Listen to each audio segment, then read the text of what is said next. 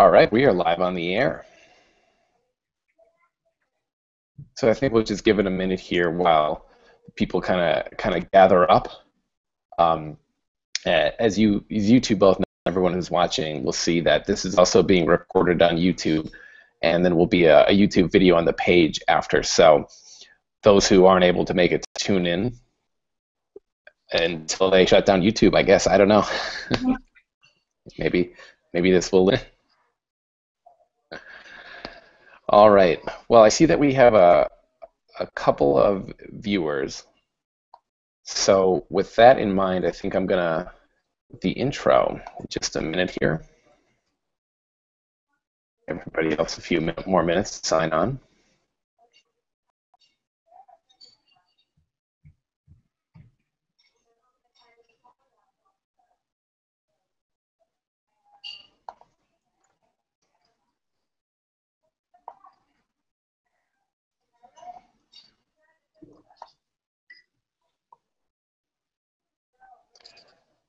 Okay, so let's get started. First off, my name is Brian Price, and I am an assistant account executive programming co-chair, helping to set up tonight. So I am your master of ceremonies. I'm going to give a quick intro and then turn it over to our two fantastic guests, and then we'll let them take it away. If anybody has any questions or after, you can just enter it in the chat that should appear on your right-hand column at the bottom there, and just type messages in or questions, and we'll get rolling.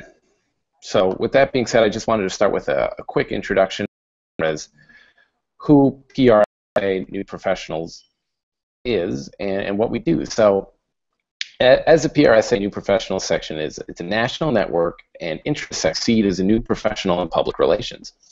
Through this section, best practices, explore new opportunities, find advice on day-to-day work challenges, to networking with peers who share similar successes and challenges as well. Anybody is eligible to receive a free PRSA New Pros membership when you join PRSA this month with promo code AM15. Also, as a former PRSA member, you would receive a deep discount with the associate membership rate of only $60. So consider that for anybody from PRSA who's joining, who is of course thinking about a career in PRSA. So with that concluding my things that I need to say that we need to get out of the way, I want to turn it over to our guests, Heather Whaling and Arik Hanson. Take it away. Thank you. Intro yourself. We thought we'd do, some introductions about ourselves first, I guess. My name is Arik Hanson. I am an independent PR consultant at the moment. I've been doing that for the last almost 6 years now. Before that, I spent about 13 years working, so corporate side, agency side, nonprofit side, even the media side. So that's kind of tonight about all the different environments of PR. My work now, I work mostly with larger companies. Client, they're a bed maker up here in the Twin Cities. Walgreens has been a client in the past, as is a client as well. Client has been a client in the past. General Mills, companies like that. And the work ranges from media relations to employee communications type stuff to social media and digital marketing consulting and strategy consulting. It kind of runs the gamut. So I have a diverse, and the work that I do kind of reflects that pretty well. I also sit on a couple board of directors, my alumni group at Winona State up in Minnesota, for those of you that might know where that is. And also sit on a professional board up here called the Minnesota Interactive Marketing Association, which is kind of an organization much like PRSA. So I've sat on the Minnesota PRSA board for years, a number of you on this board up here, so that works too. I'm also a blogger. I blog at erichanson.com. I've been doing that for the last 6 years. I organize a podcast with a friend of mine that works at General Mills on a bi-weekly basis. We have a lot of fun with that, and I have a weekly newsletter that's kind of designed to keep people kind of up to speed on what's going on in our industry frequently. So I think that's good. That's a little bit about me. Heather, what about you? All right, that's excellent. My name is Heather Whaling. I have a PR agency called Gebben Communications, and I am here team 5.5 years ago. So interestingly, Arik and I started our businesses, I think, within just so I started the company about 5.5 years ago, and it was just me out of my dining room at the time. And then now we all 11 of those people are based here in Columbus, Ohio, which is where I'm located. And then I have a person in New York, Chicago, and Seattle. So we've expanded our geographic as well as our head count pretty significantly in the last year. About last year this time we were probably about 6 or 7 people, so we've more than doubled in the past. So it's a really exciting time to be in PR. My clients are a wide range of clients. So we work with everything from Fortune 50 brands to startups and emerging companies that are just, they have an idea and are just trying to figure out how to get the idea up off the ground. We also do some work with non-board of the Women's Fund of Central Ohio. So we do a lot of work with them, and then a number of other nonprofits. Gebben, the name of my company, actually means to power of nonprofits and their role in communities. So we offer a pretty good nonprofit rate and do a lot of pro bono work for those types of organizations. Our paying clients mostly come to us for media relations and blogger outreach, influence media management, community management, content marketing, crisis communication, strategic planning. So we talk about it as being we provide traditional and digital PR, and pretty much everything that falls under that umbrella we're able to offer to our clients. That's, I guess, probably the big, most of the intro. In terms of like what I spend my day doing, as we've grown, my role has really shifted a lot. So I'm not doing a lot of the day-to-day. Jokingly call myself the culture. Is really to focus on the culture at Gebben and making a company that people want to work for and that companies want to work with. So I spend a lot of time on that. I spend a lot of time on business development, and then high-level strategic planning, management, relationship stuff with a handful of our clients. That's the gist of me, I guess. So we thought we'd kind of structure this in a way where each of us, Heather and I, talked about the different environments that you work in PR. So you got, and make it personal for us. So only speak to the areas that we've worked in personally. So you have corporate, company side, client side, so I have independent. So between Heather and I, we've worked in all 3 of those environments. We didn't tackle the nonprofit. Neither one of us has really held a chair in that environment. We also want this to be a little bit of a discussion. So if you have questions, I'm told you should those in the chat on the right-hand side there, and we'll kind of just keep an eye out for those and work them in as we can, if that sounds okay. There we go. So what if I start with corporate, and then we'll go to you, talk about agency, and then we'll end up with independent solo stuff, because we've both done that, kind of. Yep, perfect. Okay. So on the corporate side, I probably spent most of my career before I broke out on my own working on the client side. So I worked for a big healthcare firm organization up here in the Twin Cities. I worked for a big accounting firm and consulting firm. I worked for a manufacturing firm. So kind of different sectors, but the pros on the corporate side, the way I see them, is that it's very pretty side. The schedule's a little more set, whereas agency tends to be a little more crazy. Everything's more predictable, I think. There's more of a methodical approach to it. There's more of a cadence that's very, I know what's going to happen this week for the most part. Of course, it's PR, so it can happen, but for the most part, my experience tells me it's much more planful. So that's a big pro, I think, for a long. I also think people like the corporate side because they get a chance to dive way in. So, for example, a good friend that works now at Lifetime Fitness, and he is the director of social media at Lifetime Fitness, and the guy is incredibly talented. But I've noticed that every time he takes a job, he's on the corporate side, he's all in. Like, he dives all in. So he works a lot, at which he's got into job there. So like, he started at Lifetime, and I noticed like he's trying these long bike trips. He's working out more. He's doing runs. He's very involved with athletics at work. They have you can imagine they have a Lifetime. They have a fitness to the Lifetime here. So he's all in, and I think that strikes me as that's the kind of people that work well on the corporate side. They're those kinds of people. They're all in on the mission. They believe in the mission. They believe in the company. They fully immersed. Whereas other people I've seen work on the corporate side, there's some people that would come and they weren't totally bought in on the whole mission. They didn't do as well as people that were there and really bought in on the mission. and they, the people that we're all in. So I think that's a big pro and a big reason people succeed on that side. And then finally, I think on the corporate side, you get a little bit more maybe of that expert viewpoint. So hopefully a lot of people see you as a resource internally, and I think that take those kinds of jobs, corporate jobs, like that feeling like they're the resource internally, and people turn to them for. So those are some pros I see. On the cons side, unfortunately, one of the bigger cons I see is that on the corporate side, you are expendable. For example, if Heather hires you on the agency side, you are a resource. You are bringing money to the firm, right? So agency owners like that. They like you can make the case a little bit, I guess, and PR you can make the case a little bit too. But for the most part, a lot of times they see the executives, that is, and executive management will see PR, employee communications, corporate communications as a support function, much like they would HR. So it's just the difference, That's interesting. Yeah, right. Just my opinion, right? So everyone has differently.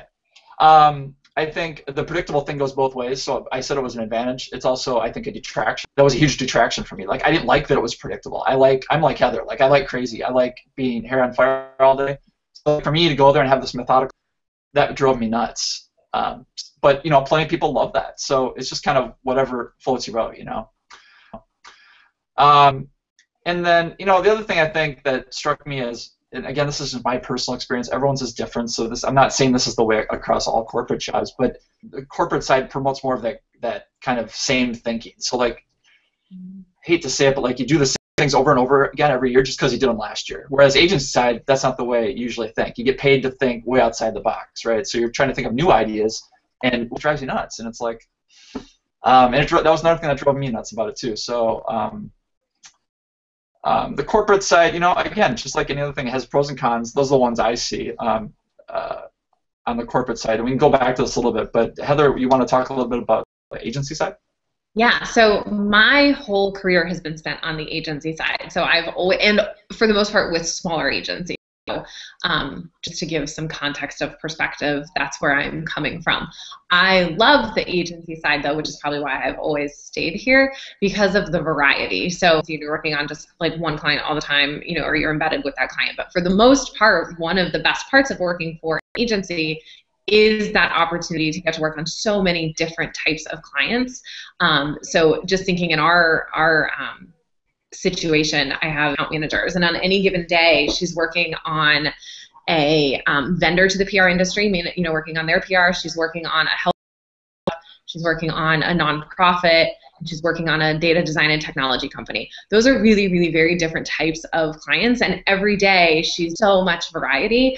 I love that. I thrive on that. There are some people, though, I think, who that type of variety. So I think that's the pace and the speed of agency life is really appealing to me. It's just fast. Like, there's no room in the agency world to move slow or to delay decisions.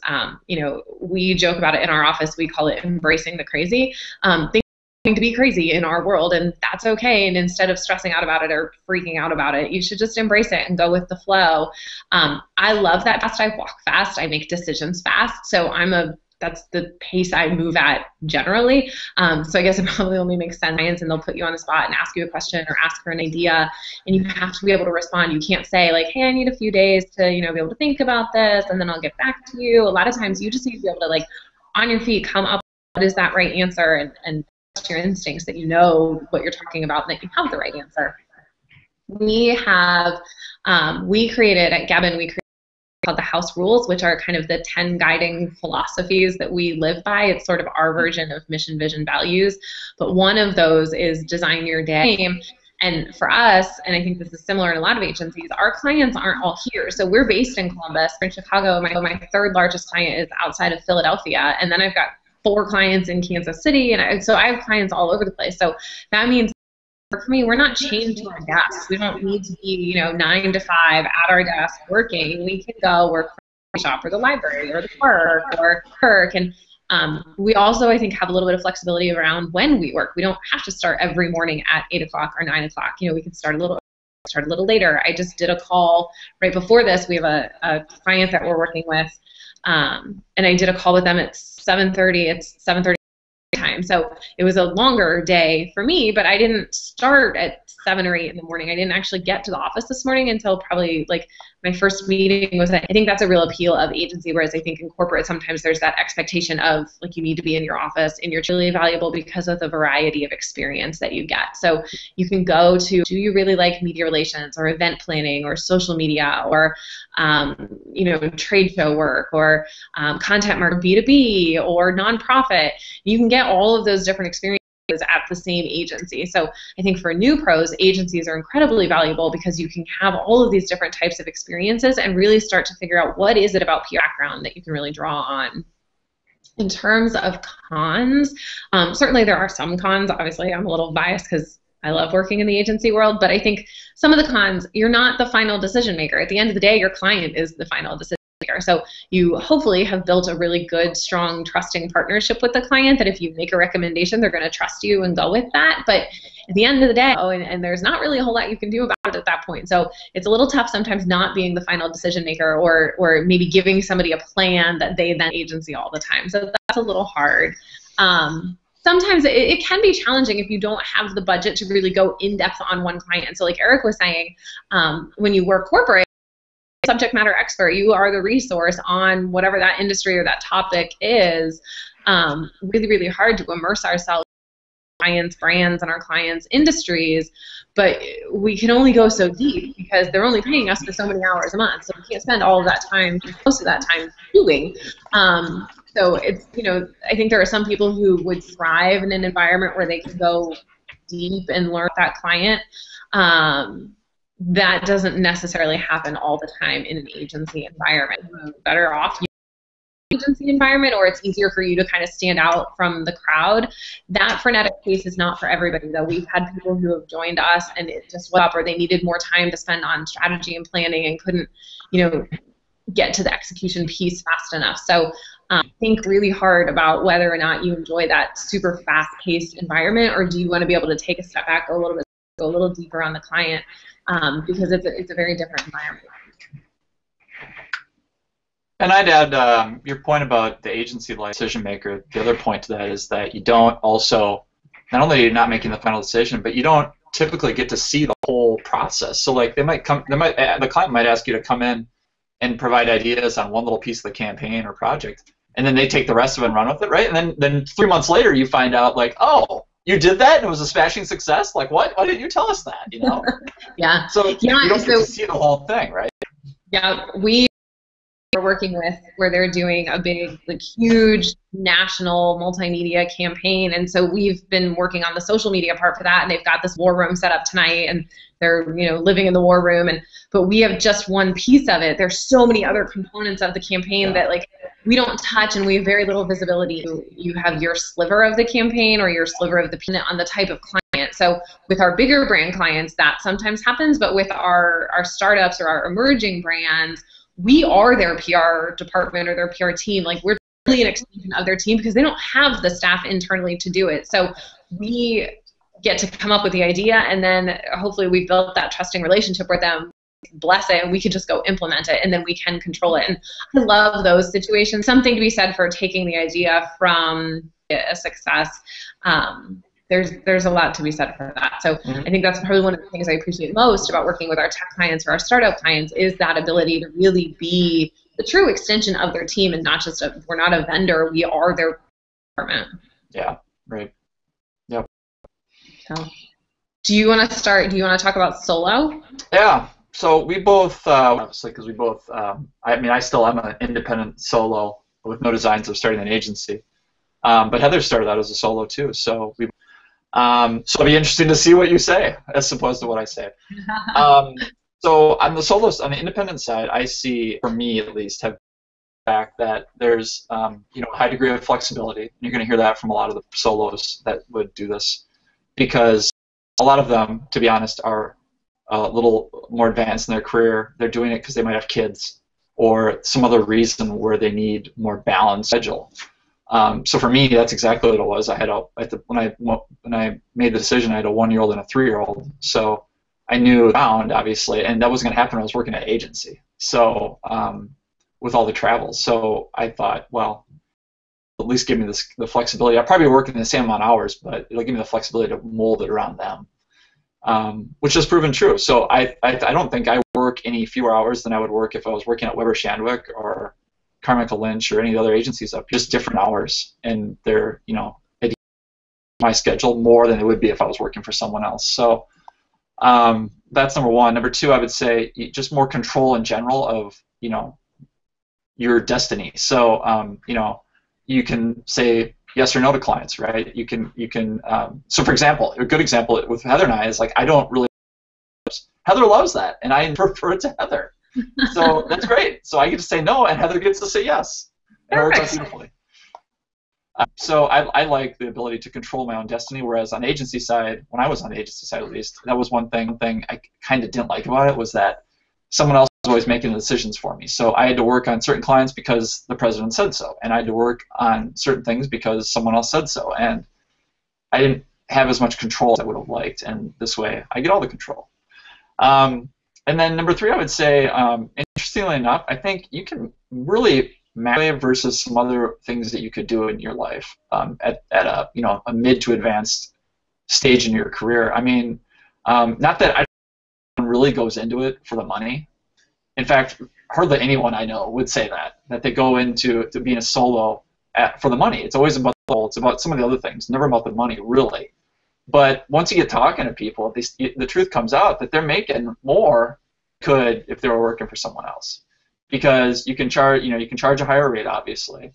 Sometimes you have a spouse that has paying for benefits, in some cases, and you can take on as much or as little work as you want. So I know some people that work basically, you know, like 15 hours a week, and they don't do a ton. They do enough to get by whatever their family situation is. And then I know other people that work a crap ton of hours, contractors and everything else, and they make a ton of money, and good for them, right? So I think the ability to control your earnings, and I think that's an advantage.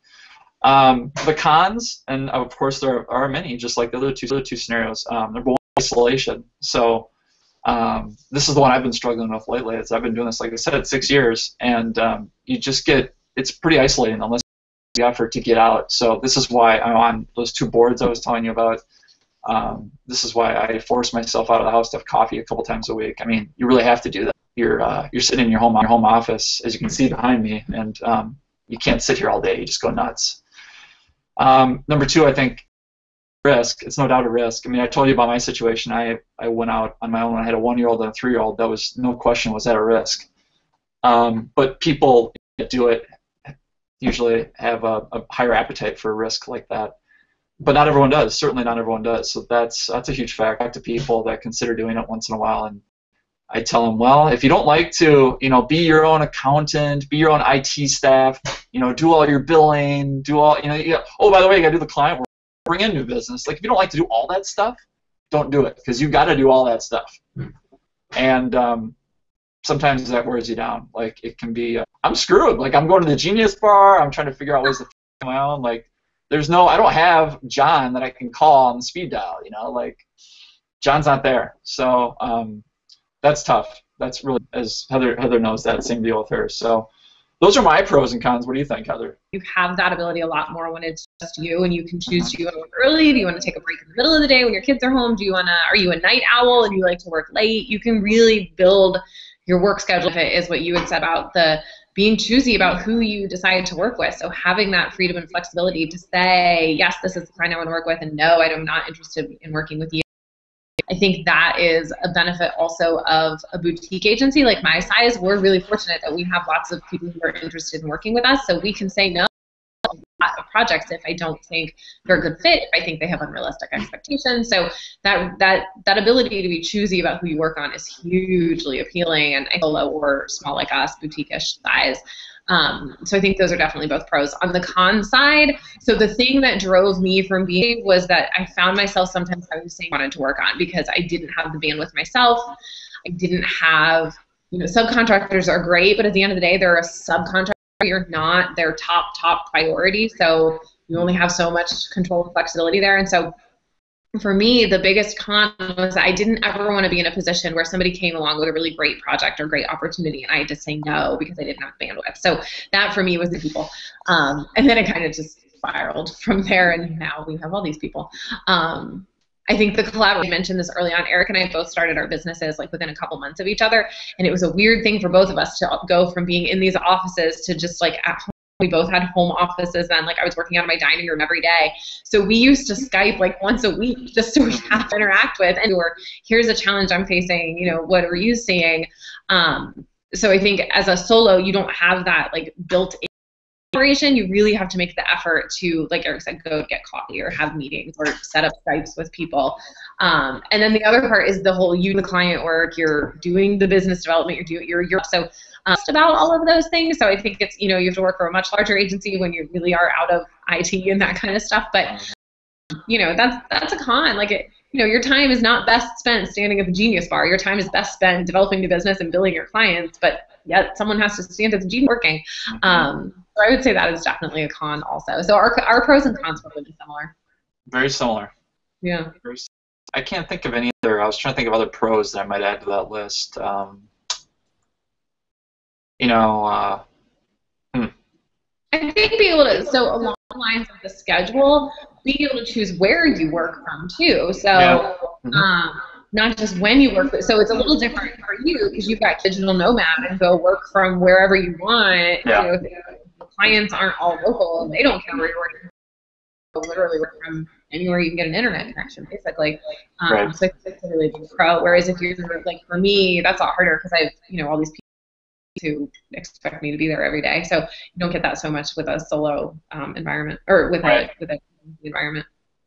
One interesting thing I'll say about the risk, I mentioned the risk as a con, but really what I find interesting about that is that, you know, a lot of people say, well, you know, when I ask people are considering going on, I'm always trying to encourage people, but they're always thinking, well, how do you do that? Like, how do you just, and in my head is like, you working for a company is way riskier than what I do. Like what I do, where if you lose your job at Target, you're done. Like you're looking for you gotta look for a whole new job.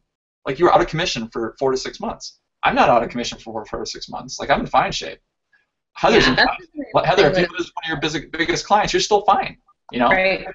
I still have an office to go to and a way to look at it. So I remember, like back in the day when we started, and now we saw people who were going out on their own at that time. It was a very like trendy thing to do, right? Because there were all these like social media consultants who were doing their thing. But I think a lot of people found it's harder than you think. Like it's not as easy as like starting a business now come hire